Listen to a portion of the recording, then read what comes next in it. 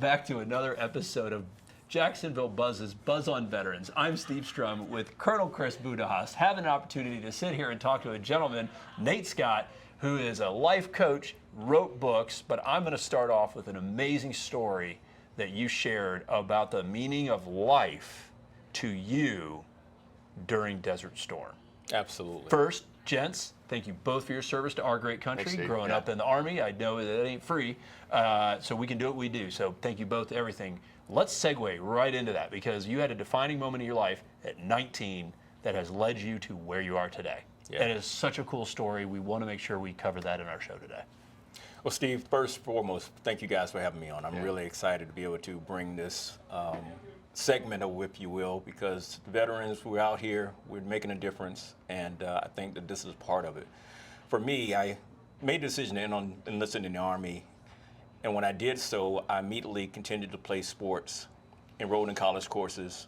Through that activity, one of my professors, her husband was a West Pointer. She knew my company commander, and they approached me about the idea of going to West Point. Around that same time, I got a knock on the door from my first sergeant with the notification that we were going to be deployed to serve in Operation Desert Shield. Well, at 19, I find myself in Desert Storm, walking the perimeter during the darkness of night. And in that moment, I said, Lord, if you allow me to make it back, I'll never waste a day of my life.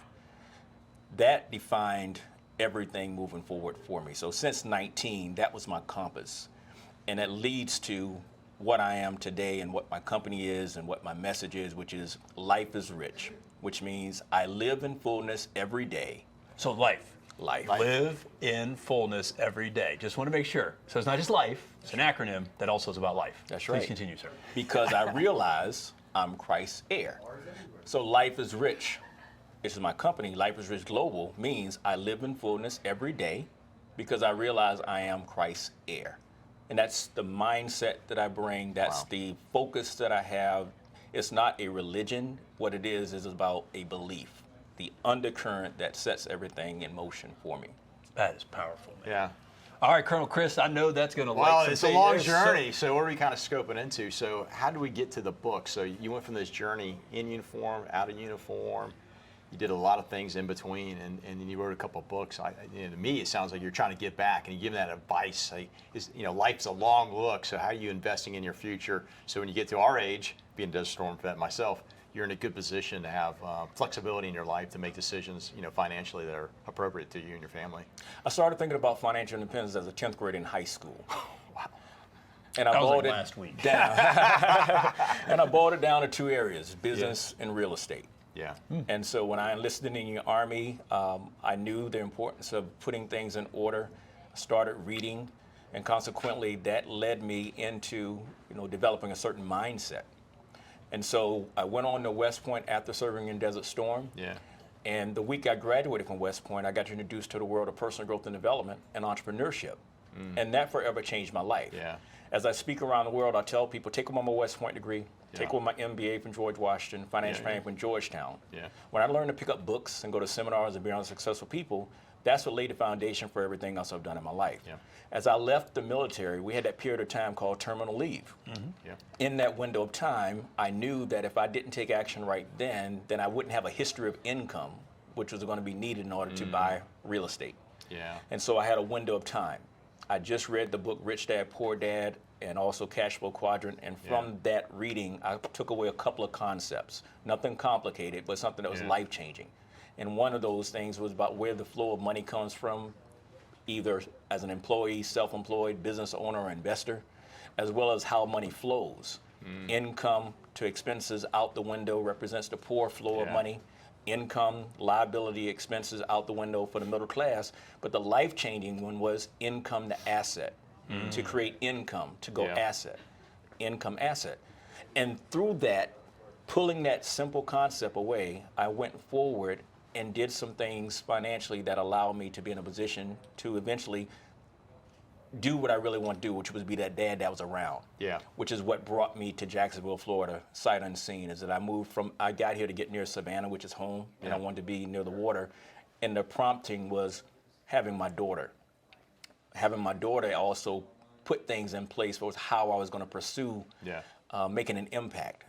When I had her, I said I would commit to sowing into the lives of women such that if anything ever happened to me, she'd have role models that I'd want her to follow. Yeah. So my business, a heavy portion of it is focused on women, primarily for that single reason, because of the gap that I see that women experience in the economy, as well as just the mindset that oftentimes if someone doesn't have a strong male role model with them, they can miss out on opportunities on how to navigate from an emotional standpoint. So emotional intelligence is really key. That is just a phenomenal story, and wow. So by trade, you've had a lot of different things you've done in the world of entrepreneurship. You now serve others in a coaching and consulting role, which then also leads to these books. And I know we got a story about this one right here. Yeah. Talk to us a little bit about what do you do professionally now to help other peoples and have that give back? Now that you're in a position, you know, the kids are getting older, right? We're all getting older. But now your daughter is getting out of high school. She graduated. My son graduates in May. Oh, that's fantastic. You know, congratulations on that. What are you doing professionally now to help give back to others? I'm a business coach Sure. that focuses on preparing growth-minded professionals, and a growth-minded person is someone that's willing to read a book, as an example, helping growth-minded professionals to prepare for life disruptions. A life disruption can be unemployment, market volatility, retirement, or divorce. Right. And I do that in helping people to avoid and prevent financial hardship. That came as a result of first me being a personal trainer. That was my first business. Okay. From there, I started teaching people how to apply the habits of physical fitness to their life. I then did my MBA at George Washington, started teaching people how to apply the habits of physical fitness to business. I then did financial planning at Georgetown, started teaching people how to apply the habits of physical fitness to personal finance. The process of what's the goal, do the assessment, Right. then make the plan, and then hold one accountable so we can actually execute, because execution is really where it's at. And so today, that's what I'm about, is helping people to navigate those disruptions. And that's one of the things falling back into combat experience. I excel at teaching people how to think versus what to think. Yeah. And it is, I guess, in that combat metaphor, it is so much better to deal with the mine or the grenade before it goes off. Then the pin got pulled, now what do we do? Right. So I know you have a special, we were talking offline, I know when we were prepping for the show, there's a special story around this book right here. Yeah. Life is Rich was something that was birthed. I was at an event speaking, just on the side, having a conversation with someone, and actually there was a person that was running the event. And I said, man, you're doing a phenomenal job with how you've created the culture and the energy. I said, but what do you do when the emotional charge runs off? In other words, when people leave here, what's going to be the sticking point for them? And he kind of looked at me kind of perplexed, and I said a few things that in turn caused him to ask me to come to his organization's meeting on the Monday night and do a conference call with them. The response was so great that it led him to ask me to come back the next week. That's great. And as a result of those back-to-back, it gave me evidence that there was a market out there that needed to and wanted to hear the message in which I was delivering. And it really was a message that simply said that entrepreneurship must be the foundation of any wealth-building plan.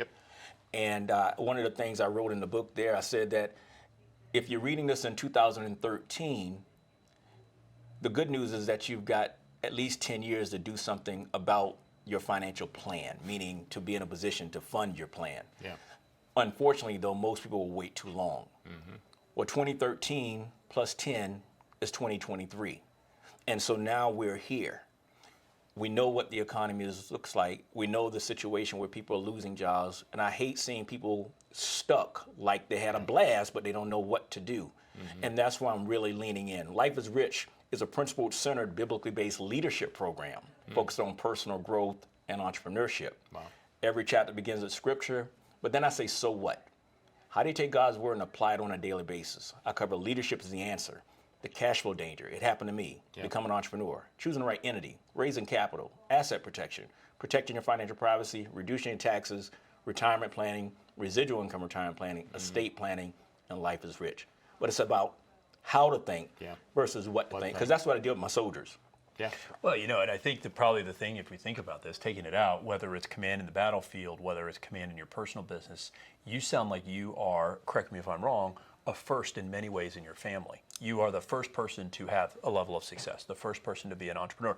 I understand this. My mother was from Croatia. They immigrated here because of ethnic cleansing. I am the first in my family. My father was a firefighter. My brother's in the Army, right? I'm the first person to go into that step of entrepreneurial. I think the thing that I hear when you're talking to me, I know we're talking to them, but we're talking right here, it's like, hey, I'm not alone.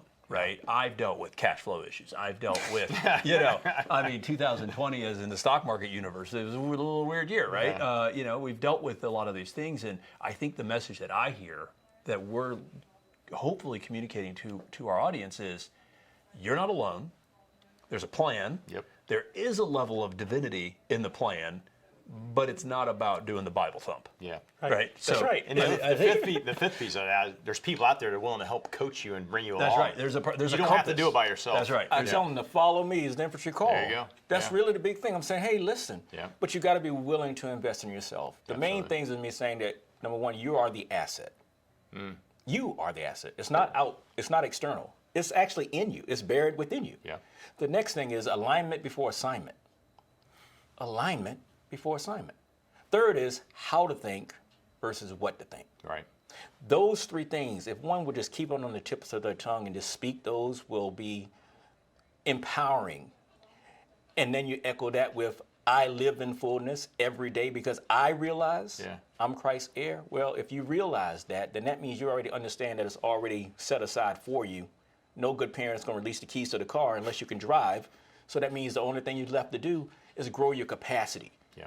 So my message is what I'm saying, just commit to growth. Having a growth mindset. Right. What a powerful message. Wow. Thank you. Chris, what do you got, man? I mean, I'm good. I think it is all on the table I'm right fired now. up. I mean, Yeah. God, I just Cool. doing Yeah. stuff. In all sincerity, That's awesome. super awesome to have you on the show. Your message is astounding. We're going to put your links and we're going to put your books and all the stuff on our website on Daily News Network. They can go and click and push and buttons and connect with you about coaching, about the book, about your life story. I mean, there's so much stuff we could talk about. We can have you back on about, like, hey, let's talk about what happened 20 years ago when you first got here. To commend you about being the father that's there. Thank you. Sir, Yeah. thank you for your service. Colonel Yes, Chris, sir. as Thank you. always. Appreciate it. Guys, Appreciate thanks so it. much for joining us on the Buzz on Veterans. If you like us, share us. Remember, live with gratitude.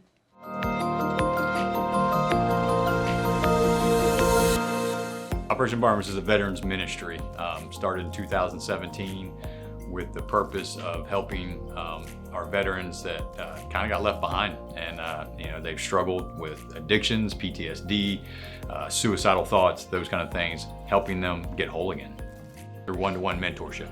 Being able to communicate with them and help them can drastically change their life, can drastically change a family's life. The little that we can do is put our hand out and say, hey, do you want a hand up?